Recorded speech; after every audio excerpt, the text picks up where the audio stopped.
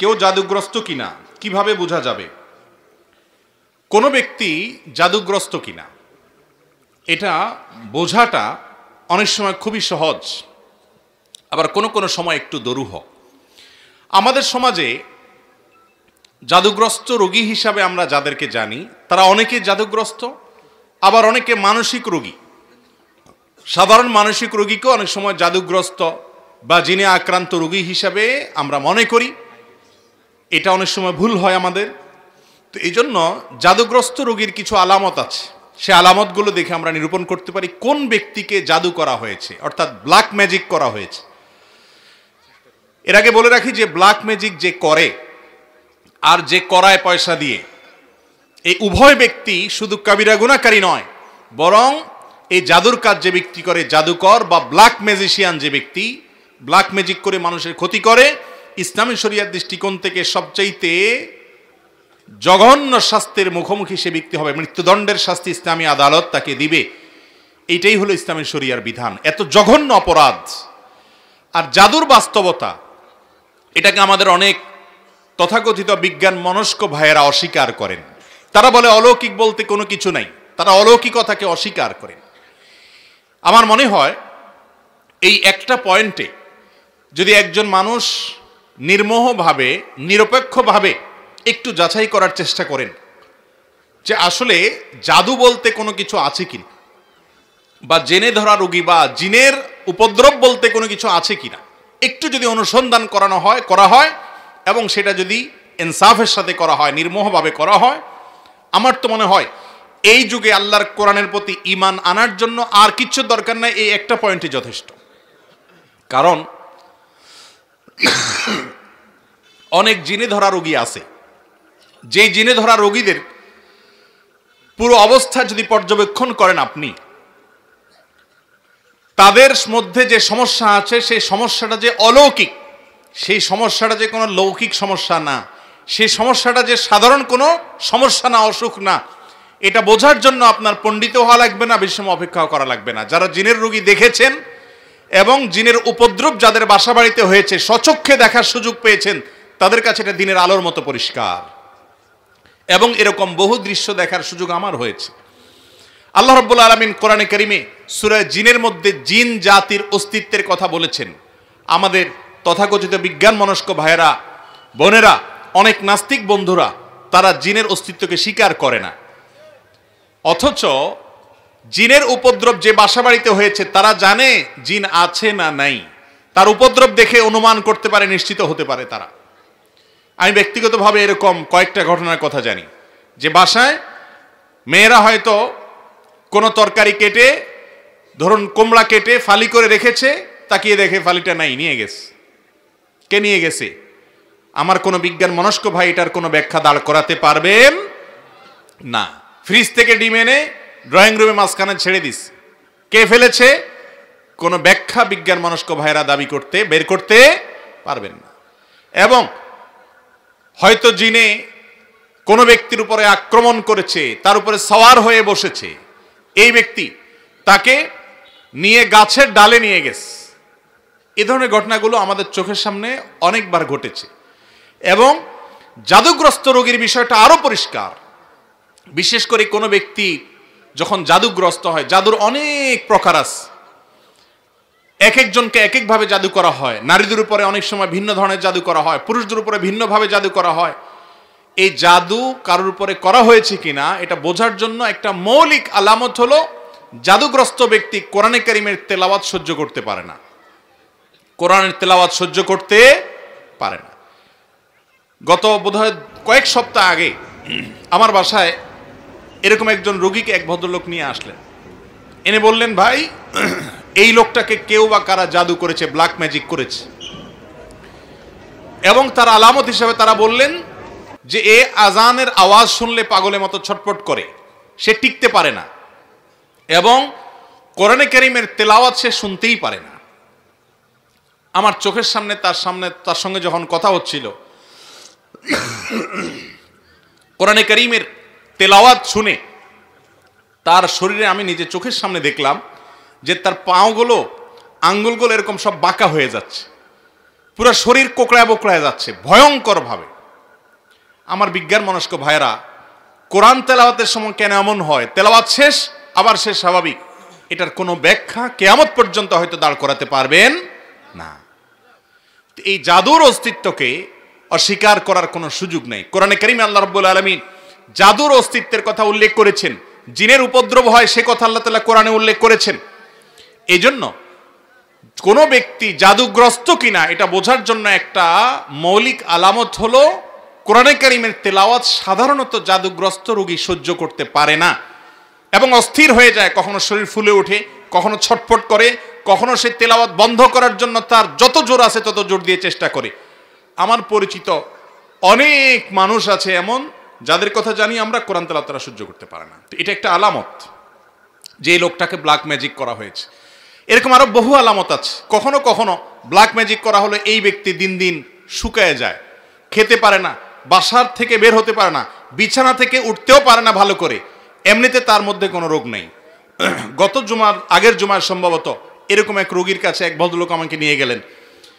তার দেশের বাইরে বিভিন্ন নামি দামি হাসপাতালে ট্রিটমেন্ট করেছেন, অনেক বড় বড় ডাক্তার দেখিয়েছেন, তার কোনো রোগ ধরা পড়ে না, কোনো ডায়াগনোসিস হয় না। তার সমস্যা হলো তিনি বিছানা থেকে উঠতেই পারেন না, দুর্বল হয়ে পড়ে থাকেন এবং সমস্ত ট্রিটমেন্ট করার পর খোলাসা আসলো তার শরীরে আসলো তেমন কোনো রোগই নেই। ভাইরা আমার, এই ধরনের সমস্যা আজকাল আমাদের ঘরে ঘরে অহরহ হচ্ছে। তো এই জাদু যেটা দিন দিন আমাদের সমাজে বেড়ে চলেছে, মূলত এখানে শয়তানের আশ্রয় নেওয়া হয় এবং কুফরি কালাম পাঠ করা হয়। এগুলোর মাধ্যমে মানুষের ক্ষতি করতে পারে। আল্লাহ রাব্বুল আলামিন সে অপশন রেখেছেন, এটা এক ধরনের পরীক্ষা, আল্লাহর বিভিন্ন হিকমা আছে এর পিছনে। তো যাই হোক, তো এই ধরনের জাদুগ্রস্ত ব্যক্তি যদি ধরা পড়ে, এই ব্যক্তির ট্রিটমেন্ট কি সেটা বলার আগে আরো কয়েকটা আলামত বলি। অনেক লোক আছে যাদের উপরে জিনের উপদ্রব হয়, জিন সাওয়ার হয়। জিন সাওয়ার হওয়ার একটা বড় আলামত হলো বেশি বেশি হাই তোলা, প্রয়োজনে অপ্রয়োজনে অনবরত হাই তুলতে থাকে। আমার এক নিয়ারেস্ট আত্মীয়কে, ছোট বাচ্চা মানুষ, আমি দেখেছি যে অনবরত মিনিটে মিনিটে হাই কোনোভাবে বন্ধ করা যায় না, হা করে থাকে, সারাক্ষণ সে হাই তুলতে থাকে এবং তার জিমানি আসতে থাকে। এটা এক প্রকার আলামত দুষ্ট জিনের উপদ্রব কারোর উপরে হওয়া। এর পাশাপাশি চোখ দিয়ে অনবরত পানি পড়তে থাকার অনেক আলামত আছে। বিশেষ করে যারা শরঈ ঝাড়ফুঁক করেন এই সমস্ত লোকেরা এগুলো ভালো বলতে পারবেন। আমি মৌলিক কয়েকটা আলামত বললাম, এই সম্পর্কে আমি এক্সপার্ট না। এই জন্য যেগুলো আমার চোখের সামনে দেখেছি, বিভিন্ন অভিজ্ঞ ব্যক্তিরা অভিজ্ঞতার আলোকে লিখেছেন এবং বর্ণনা করেছেন, সেগুলো আরো কয়েকটা আলামত বললাম। জাদু থেকে বেঁচে থাকার জন্য সাধারণভাবে আমাদের আমল হলো সকাল সন্ধ্যার দোয়াগুলো বেশি বেশি করে পড়া। আমরা একটা ছোট্ট বই লিখেছি, সকাল রাসূলুল্লাহ সাল্লাল্লাহু আলাইহি ওয়াসাল্লামের সকাল সন্ধ্যার দোয়া ও জিকির। এই বইটা আস-সুন্নাহ ফাউন্ডেশনে অর্ডার করে যে কোনো জায়গা থেকে পাওয়া যেতে পারে। এই বই ছাড়া আরো বিভিন্ন হিসনুল মুসলিম আছে, আরো বিভিন্ন বই আছে দোয়ার, সেগুলোতে সকালে এবং সন্ধ্যা নবী সাল্লাল্লাহু আলাইহি ওয়াসাল্লাম যে দোয়াগুলো পড়তেন, এর মধ্যে বিশেষ করে কয়েকটা দোয়ার কথা বলি। নাম্বার 1, সূরা ইখলাস, কুল হুয়াল্লাহু সূরা 3 বার, সূরা ফালাক 3 বার, সূরা নাস 3 বার সকালে, আবার সন্ধ্যায় 3 বার 3 বার করে আসরের পরে বা মাগরিবের পরে পড়বেন। আরেকটা দোয়া হলো আউযু বিকালিমাতিল্লাহি তাম্মা ওয়া মিন শাররি কুল্লি শাইতানিন ওয়া হাম্মা ওয়া মিন কুল্লি আইনিন লাম্মা। এটা বেশি বেশি করে পড়া। এর মাধ্যমেও ব্ল্যাক ম্যাজিক এবং দুষ্টজনের উপদ্রব থেকে বাঁচা যায়। এছাড়া দুষ্টজনের উপদ্রব থেকে বাঁচার জন্য আলাদা অনেকগুলো আমল আছে। একটা ভিডিওতে আমরা বলেছি 15টি আমল আছে। বাসা বাড়িতে সাধারণত টয়লেটে এদের অবস্থানটা বেশি থাকে, পেশাব ময়লা ইত্যাদি বেশি থাকলে সেখানে থাকে, এবং নানা রকমের প্রাণীর ছবি ইত্যাদি টাঙানো থাকলে সেখানেও হয়, আরও অনেক কারণে হয়। এগুলো থেকে বাঁচার জন্য বাসায় প্রবেশের সঙ্গে বিসমিল্লাহ বলে প্রবেশ, আবার বের হওয়ার সময় বিসমিল্লাহ বলে বের হওয়া, এগুলো হলো এদের উপদ্রব থেকে বাঁচার উপায়। খাবার গ্রহণ করার সময় বিসমিল্লাহ এবং যে কোনো ভালো কাজের শুরুতে বিসমিল্লাহ। এরকম আরো অনেক আমল আছে। এই আমলগুলোর মাধ্যমে বিশেষ করে জাদু থেকে বাঁচার জন্য সূরা ফালাক নাস নাজিল হয়েছে। আমাদের সঙ্গে নবী করিম সাল্লাল্লাহু আলাইহি সাল্লাম, তাকে একজন ইহুদি, তার নাম ছিল লাবিদ ইবনে আসম, এই দুষ্ট লোকটা জাদু করেছে। নবী সাল্লাল্লাহু আলাইহি সাল্লাম অসুস্থ হয়ে পড়েছেন, এমন অসুস্থতা যে কোনো ডাক্তারের ট্রিটমেন্টে কোনো উপকার হচ্ছে না, কোনোভাবে কোনো রোগ ধরা পড়ছে না। পরবর্তীতে আল্লাহ রাব্বুল আলামিন দুজন ফেরেশতা পাঠালেন। তারা দুজনের একজন তার পায়ের কাছে, আরেকজন মাথার কাছে দাঁড়িয়ে একজন অপরজনকে জিজ্ঞাসা করছেন লোকটার কি হয়েছে। তখন অপরজন জবাবে বলছেন তাকে জাদু করা হয়েছে, সাধারণ কোনো রোগ না। তখন জিজ্ঞেস করলেন যে কে জাদু করেছে, বললে অমুক জাদু করেছে, নাম সহকারে। কি দিয়ে জাদু করেছে? তার চুল দিয়ে জাদু করেছে। কোথায় আছে? অমুক কূপের নিচে আছে। এর প্রেক্ষিতে ওই ফেরেশতা আবার জিজ্ঞাসা করলেন তাহলে এখন মুক্তির উপায় কি? তখন বললেন এই কুল হুয়াল্লাহু আহাদ, কুল আউযু বিরাব্বিল ফালাক, কুল আউযু বিরাব্বিন নাস। বিশেষ করে কুল আউযু বিরাব্বিল ফালাক এটা এবং কুল আউযু বিরাব্বিন নাস, এই দুটি সূরা জাদু থেকে মুক্তির জন্য অসম্ভব উপকারী আমল। আর কোন বাসায় এই ধরনের কোনো উপদ্রব থাকলে সূরা বাকারা তেলাওয়াত করা সম্পর্কে হাদিসে নবী করিম সাল্লাল্লাহু আলাইহি ওয়াসাল্লাম বলেছেন, যে বাসায় সূরা বাকারা তেলাওয়াত করা হয় সে বাসায় দুষ্ট জিন বা শয়তানের উপদ্রব থাকে না, আল্লাহ তাআলা হেফাজত করেন। এবং এই আমলগুলো আল্লাহর কসম করে বলেছি, আমি ব্যক্তিগতভাবে বহুবার অ্যাপ্লাই করেছি, আমল করে দেখেছি, সাথে সাথে উপকার পাওয়া যায়। কোনো কোনো সময় ছোট ছোট বাচ্চাদেরকে দেখবেন 2 বছর 3 বছরের বাচ্চা এমন অস্বাভাবিক আচরণ করে যে অস্বাভাবিক আচরণটা কোনো ব্যাখ্যা দিয়ে আপনি দাঁড় করাতে পারবেন। হঠাৎ করে সে পাগলামি এমন করে, সীমা ছাড়িয়ে পাগলামি করে, আপনি সাথে সাথে আউযু বিসমিল্লাহ পড়ে সূরা ফাতিহা পড়েন, সূরা ইখলাস, ফালাক এবং নাস, কুল হুয়াল্লাহু কুল আউযু বিরাব্বিন নাস যতটুকু পারেন নিজে নিজে পড়েন, পড়ে তাকে ফু দেন, আউযু বিকালিমাতিল্লাহি তাম্মা অমিন শাররি কুল্লি শাইতানিন ওয়া হাম্মা অমিন কুল্লি আইনিল লাম্মা, দোয়াটা পড়ে পারলে ফু দেন। এবং আর কিছু না পারেন অন্তত 3 কুল পড়ে পড়ে ফু দেন। সাথে সাথে ইনশাআল্লাহ আপনি দুষ্টজনের উপদ্রব থেকে বাঁচার আলামত নমুনা পাবেন।